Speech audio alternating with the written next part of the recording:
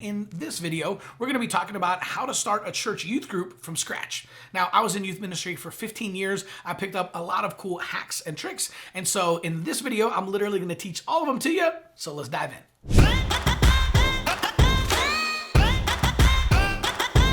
Now, Guts has to offer.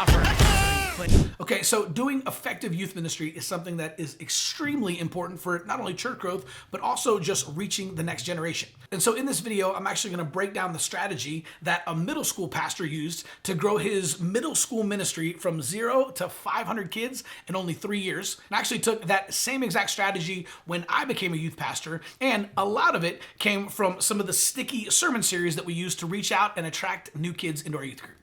All right, so the single most important thing to understand about youth ministry is that 80% of youth ministry is simply showing up. Now, I know that might sound kind of crazy. With youth ministry, teenagers don't care how much you know until they know how much you care. So the single most important thing that you can do is just be around, right? Show up and be consistent every single week. Show up to the things that are important to them, right? Their school plays or their football games or their cheerleading events, right? You just need to be available. 80% of youth ministry is simply showing up. So several years ago, when I was just finishing up college and I was just volunteering in my youth ministry, I actually got a call from one of my youth kids. So I'd just taken my last final. I'd been up for 3 days straight, right? Literally hadn't slept in 3 days. And I went to my buddy's apartment to go crash for a couple of days, and I literally couldn't fall asleep. For 30 minutes, I tossed and turned. I just kept saying, Lord, why am I still awake? I haven't slept in 3 nights. Like, what's going on?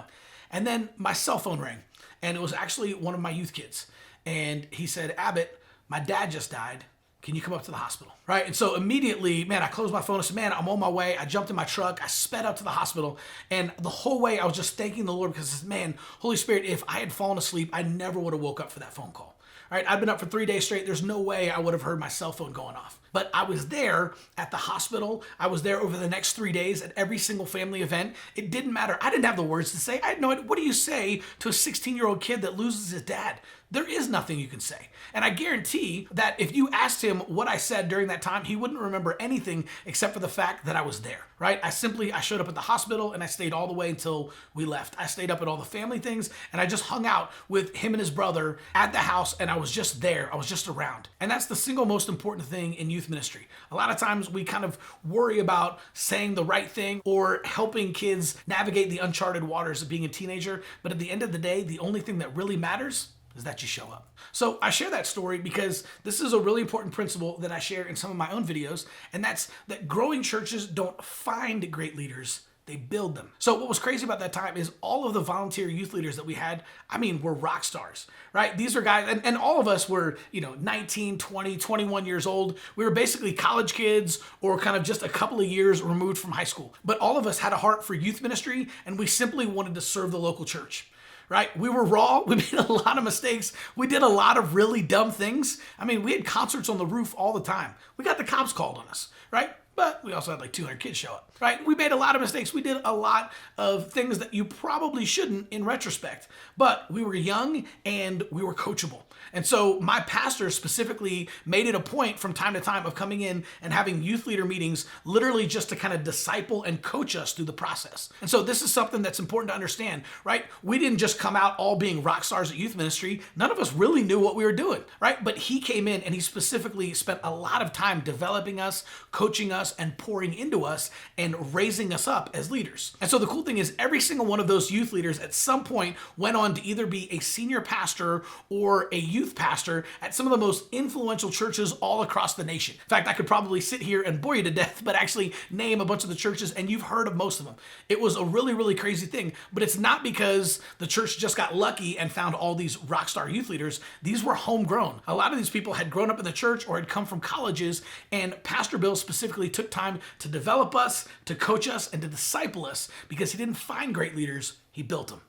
All right, so let's talk a little bit of strategy. This is pretty simple, so let's dive in. One of the first things that you want to do is you want to pick a big night every single month. So once a month, you're going to have some type of evangelical big night, right? So one of the things that I used to do is I would do either like a dodgeball tournament, or I might do a bonfire, or one time I actually brought in a guy and he turned our entire gym into an indoor paintball course. That was crazy, but our kids loved it. And we would literally just have a different event once a month. Now, sometimes it would be a big, huge event. Sometimes it would just be be free burritos and free chicken tacos, right? Whatever it was, but we would have one type of a big night and we would do giveaways and free food. So what I tried to always do is I tried to do something cool like a bonfire or a dodgeball tournament or a 3-on-3 basketball tournament. And then I had free food and I had some type of giveaway. So an event, free food, giveaway. And then I always made sure to tailor my message to be evangelical because I wanted to pray for as many people and try to lead as many kids to Christ on that night. And what we did was we focused all of our efforts during the month at pushing our kids to invite to the big night. So if we were having a bonfire, we would have it on the last Wednesday night of the month. That way, all month long, we could keep talking about the bonfire and pumping it up to our kids and telling them to make sure to bring their friends, right? And invite their teammates because we're gonna have a huge bonfire and it was gonna be incredible. And we're also gonna do marshmallows and s'mores, and we were also going to give away an iPod. So having some type of big night every single month made it really easy for kids to invite their friends because it was kind of an attractive event, and they always knew it was going to be on the last Wednesday night of the month. So we didn't have to try to bug our kids to invite their friends every single week. We just hit it really hard leading up to the one night every single month. All right, so before I get to my last couple of points, man, would you like this video and subscribe to the channel? I'm putting out brand new videos every single day, 5 days a week, and if you hit that little bell notification, then you'll actually get notified every single time we drop a new video. All right, and the second thing that we used to do that worked really, really well is we would use attention-grabbing sermon series to be able to bring in new kids. And so 2 of those series that I used to do variations of that worked really, really well. Number 1 was sex and dating, right? So anytime you talk about sex or dating, or if you literally just have a series called Sex and Dating, which I did, then a ton of kids are gonna flood out and they're probably gonna tell their friends, and you can literally draw a crowd and a bunch of unchurched kids simply by saying, hey, let your friends know Wednesday night, we're going to be talking about sex, right? So this was a great way to be able to bring in a bunch of unchurched kids and kids that wouldn't normally show up to church because every teenager wants to know about sex. And so we would always do at least 1 or 2 sermon series around this every single year. And it was always a great way to bring in new people to the youth group.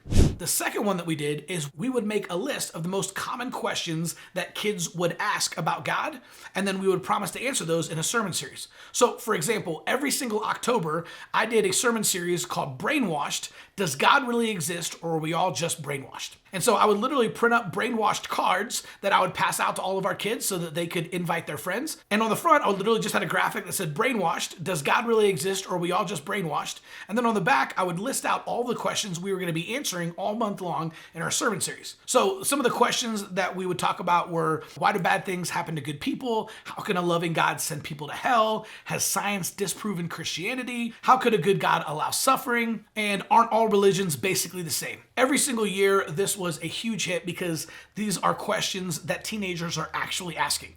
And so if you just let them know you're going to be answering these questions all month long, you're going to have a ton of new kids show up, and you're going to re-engage a bunch of the kids that haven't been in a while. And this is exactly what happened for us every single October. So if you are looking for a good resource on this, I recommend The Reason for God by Timothy Keller. He literally spends the first 7 chapters, each one addressing a different question. It's a phenomenal book. And then the entire second half of the book, he talks about the clues of God and some of the evidence and the existence of God. So great book and a great resource. A couple of other great resources that you could build sermon series around in this same vein are Cold Case Christianity by J. Warner Wallace. He was a cold case homicide detective who decided to investigate the resurrection of Christ and see if there was actual evidence, and became a Christian because there was overwhelming evidence for it. And the Case for Christ Student Edition by Lee Strobel is another great one, right? So Lee Strobel was actually a professional reporter, and he decided to do a similar thing. He was an atheist, and he decided to dive into and actually investigate the Bible like a reporter would, and actually find out if there was actually any evidence for the Bible. And he set out to literally prove the Bible wrong. But what happened was, after an in-depth study with some of the leading biblical experts all over the world, he gave his life to Christ and became a Christian.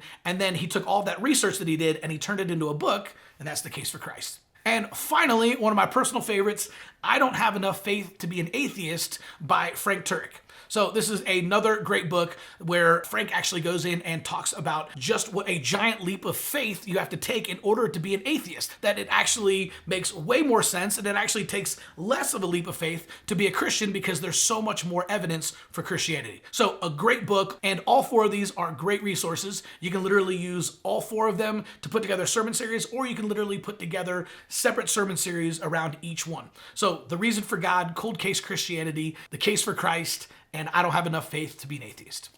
Okay, so if you like this video and if you found it helpful, right, especially with some of the outside the box thinking and approaches to youth ministry, I actually put together a free PDF called 101 Outreach Ideas You've Probably Never Heard of. And this is just simply a list of outreach ideas and different ways that you can reach your community and do ministry and actually reach unchurched people. And a bunch of them you've probably never heard of. So click on the link in the description below and you can download the free PDF, 101 Outreach Ideas You've Probably Never Heard of. We'll see you soon.